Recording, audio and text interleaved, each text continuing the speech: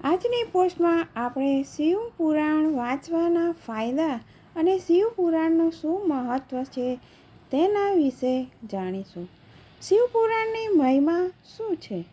ભગવાન શંકર એકદમ ભોળા છે. એમના રૂપને ભોળા માનવામાં આવે છે. શિવ ભક્ત તેમને પ્રસન્ન કરવા માટે તમામ ઉપાય કરે છે. પરંતુ શું આપ જાણો છો કે ભગવાન શંકરને પ્રસન્ન કરવા માટે ન ફક્ત તેમનું સ્મરણ પર્યાપ્ત છે, પરંતુ ભગવાન શંકરને પોતાના પ્રિય ભક્તો ઉપર કૃપા કરીને તેમના ઉપર પ્રેમ પ્રકટ કરવા માટે, તેમના માટે દયા રાખવા માટે કેવી રીતે શિવ પુરાણમાં વર્ણન કરેલું છે. જો આપ ભગવાન શંકરને પ્રસન્ન કરવા ઈચ્છતા હોય તો ના ફક્ત તેમના નામના જાપ કરો, પરંતુ શિવ પુરાણનો પાઠ કરવો જ કાફી છે. સોમવારના દિવસે ભગવાન શંકર અને ચંદ્રમા દેવના રૂપમાં પૂજવામાં આવે છે. કહેવામાં આવે છે કે ભગવાન શંકરને ચંદ્રમા ઉપર વિશેષ કૃપા છે અને તેમને તેઓ પોતાના મસ્તક ઉપર ધારણ કરે છે. ચંદ્રમાને શાપથી મુક્ત કરવા માટે તેમને નિરોગી અને સુંદર કાયાનું વરદાન આપ્યું હતું, અને એટલે જ ભગવાન શંકર અને ચંદ્રમાનું પૂજન ખૂબ જ લાભકારી સિદ્ધ થાય છે. આવો જાણીએ શિવ પુરાણમાં વાંચવાના કયા કયા ફાયદા છે. જય શ્રી કૃષ્ણ મિત્રો, સ્વાગત છે તમારું મારી ચેનલ સ્નેહ સાગરમાં.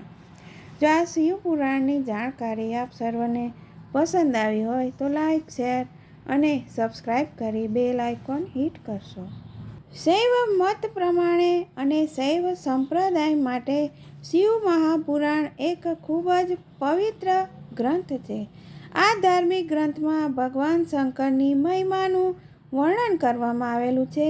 ધાર્મિક માન્યતા અનુસાર શિવ પુરાણનો પાઠ કરવાથી મનોકામના પૂર્ણ થાય છે અને શિવ પુરાણને કરવાથી ઘરની નકારાત્મકતા દૂર થાય છે.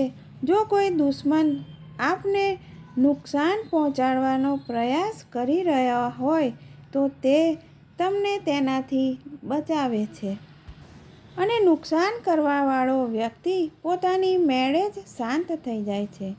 જો દાંપત્ય જીવનમાં સંતાન સુખની પ્રાપ્તિ ન થતી હોય તો શિવ પુરાણનો પાઠ કરવાથી ખૂબ જ જલ્દી તેનું પરિણામ મળે છે. કારણ કે એક પ્રચલિત કથા અનુસાર જ્યારે જામવંતીએ શ્રીકૃષ્ણથી સંતાનની ઈચ્છા પ્રકટ કરી હતી, ત્યારે ભગવાન શ્રીકૃષ્ણએ ભગવાન શંકરની તપસ્યા કરવા માટે તેમને કહ્યું હતું, અને આ જ કારણે નિસંતાન પણ શિવ પુરાણનો પાઠ કરે તો મહાદેવજી તેમને અવશ્ય આશીર્વાદ આપે છે.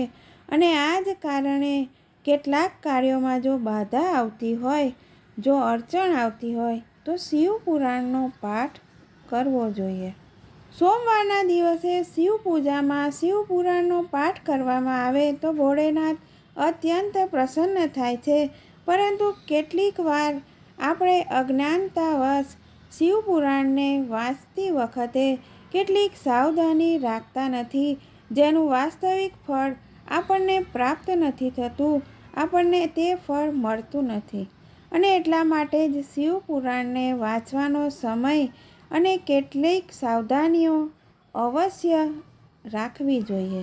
આવો એ નિયમ અને એ સાવધાની કઈ રાખવાની છે તે જાણીએ. શિવ પુરાણને વાંચવા માટે સૌથી પહેલાં મન અને તન બંને શુદ્ધ હોવા ખૂબ જ જરૂરી છે. સ્નાન કર્યા બાદ સાફ વસ્ત્ર ધારણ કરવા અને કોઈ પણ પ્રકારનો દ્વેષ મનમાં રાખવો ન જોઈએ. કોઈ પણ વ્યક્તિનો અનાદર ના કરવો જોઈએ. સાત્વિક આહાર ગ્રહણ કરવો જોઈએ. તામસિક આહાર અને તામસિક પદાર્થોનો ત્યાગ કરવો જોઈએ. કોઈની નિંદા ન કરવી જોઈએ. કોઈની ચુગલી ન કરવી જોઈએ. ચુગલી કરવી એ પણ એક પ્રકારનું પાપ જ છે. શિવ પુરાણનો પાઠ કરતા પહેલાં અને બાદમાં કોઈનું પણ દિલ દુખાવવું ન જોઈએ. શિવ પુરાણ વાંચવાથી જો આટલા ફાયદા થતા હોય તો આપણે પણ અવશ્ય શિવ પુરાણનું પઠન કરીશું. જય શ્રી કૃષ્ણ મિત્રો. ફરી મળીશું આવા અવનવા નવા વિષય સાથે.